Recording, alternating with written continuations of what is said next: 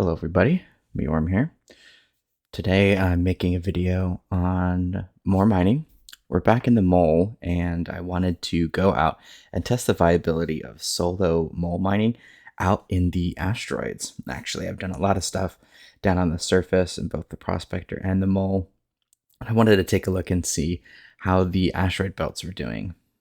The loadout that we're running is the normal mole loadout that you've seen, hopefully, in my previous video on the solo mole mining. The only difference that I have made is I've moved the helix laser to the front turret, and then that Hofstede with the Riegers has taken the helix's place on the starboard or the right side. This is mostly just because the helix has a much lower optimum range, and putting it on the front turret allowed both the helix on the front and the Hofstedes on the side to remain within optimal range at the same time. So that there's a lot less getting up, moving the ship a couple meters, getting back in and checking that out. So that's the only change that I've made as far as the loadout goes. I normally would bring some modules with me, but I think in the video that I've showing here in the background, I did not use any of them. So let's get into it. Taking a look at the Red Monster Gaming sheet for the ore percentage by location in space, it has the new values introduced in 3.22 for the mass index and the mass range. And I've gone through and I wanted to first decide where I wanted to mine. Now, the process that I went through, I'll show you in depth. Now, there are other ways to decide where you'd like to mine, but this is what I went ahead and did myself. To begin taking a look at the average mass index, we wanted to remove all of the lower sets. So that is going to remove the majority of the Microtech system, as well as the Yellow Belt and one of those cruise systems. The next is, because we are in a solo ship, we're going to remove anything with an average mass index above 5. This just ensures that the rocks that we're finding are more likely to be mineable by a solo operator. Even with that high-powered helix, there are some massive, massive rocks out in the space belts.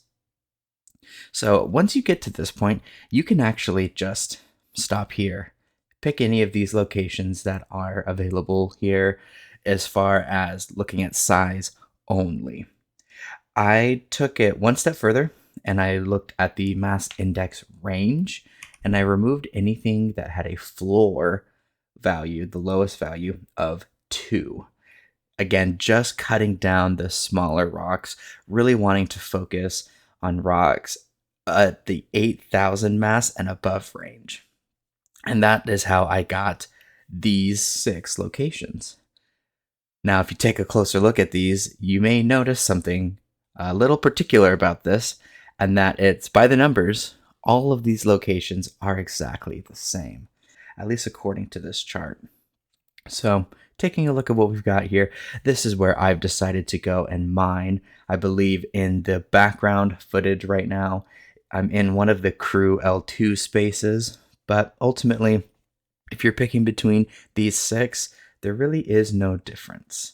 The next thing to think about is why you would want to mine in the asteroids versus surface mining. There's a couple answers that I have here. Some are subjective, others are more objective. And probably the most objective reason is you can get bigger rocks on average compared to surface mining. Bigger rocks means we get more breaks, and while there is a bit of tedium involved with breaking a rock more times, it allows us to capitalize on clustering more, meaning we can get less inert materials, focus more on tier 2s and tier 1 materials, and that ultimately leads to what we're hoping to be a higher yield. The other things I have here are much more subjective, but the general atmosphere of mining. Mining is a serene activity, or at least it should be, and sometimes just floating around in the weightlessness 0 Gs of space is a better atmosphere that we like. On the same frame of atmosphere, atmospheric flight might not be your cup of tea, especially the mole being a bit of a lumbering giant doesn't work as well in an atmosphere flight scenario than a prospector would. So there's also that to take into account. The other is if you're ever out on the surface and you're not able to jump right into the middle of the daytime side, or you're taking a long time and it crashes over to nighttime, it's frankly a terrible mining experience. Out in the belts, this is not necessarily an issue. The larger rocks are much more spread apart. Depending on where you're mining, you'll never end up in a nighttime situation because the sun will never be blocked. So that's also a quite fun way to do things. The other one that is also fun is depending where you're refining, you get easy jumping to and from your refinery station to where you want to mine. With planetaries, you have to break out of atmosphere, often do a little bit of OM hopping to get to where you want to go, and then make it into your refinery station. When you're out in these Lagrange points, you can just jump directly from where you're mining to the Lagrange where you're refining, and it's usually a lot simpler that way, which is quite nice. Now, I did encounter a few amount of issues while mining out in the asteroids. The first is what I'm going to label as a bug and unintentional, but when running the scanning, you'll get the little pings, the little icons where those rocks are, and as you get closer to them, they will disappear. I don't know if the rocks themselves never existed or if the rocks just despawn in between when you scan them and when you get close to them. I found them everywhere that I mined out in the asteroids. It was frankly infuriating. And I hope that this was just a bug and it's not something that's going to be long standing because it really did hamper the experience and increase the amount of time it took because I was blasting out 10, 15 kilometers away to get to rocks that didn't even exist. Let's go check it out.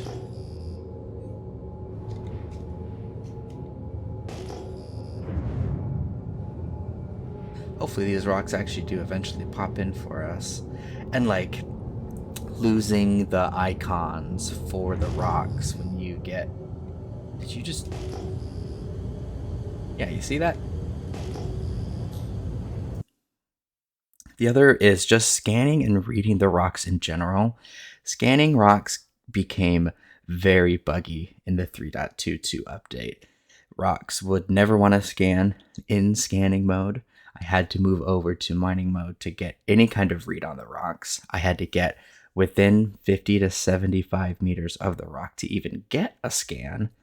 And then while in scanning mode, when you're seeing where that spot is, I'm not getting any actual values from that scan, meaning I could not particularly focus any specific type of asteroid, meaning I had to go to whatever decided to show up.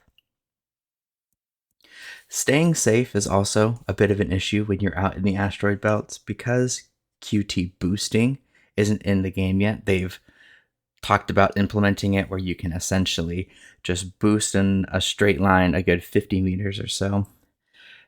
Until that's implemented, everywhere that you're landing into a Lagrange point is where everyone else will be landing into that Lagrange point. So getting into the point, turning tail and flying away, at least to get out of your scanning range so that other people won't be able to know that you're in the belts.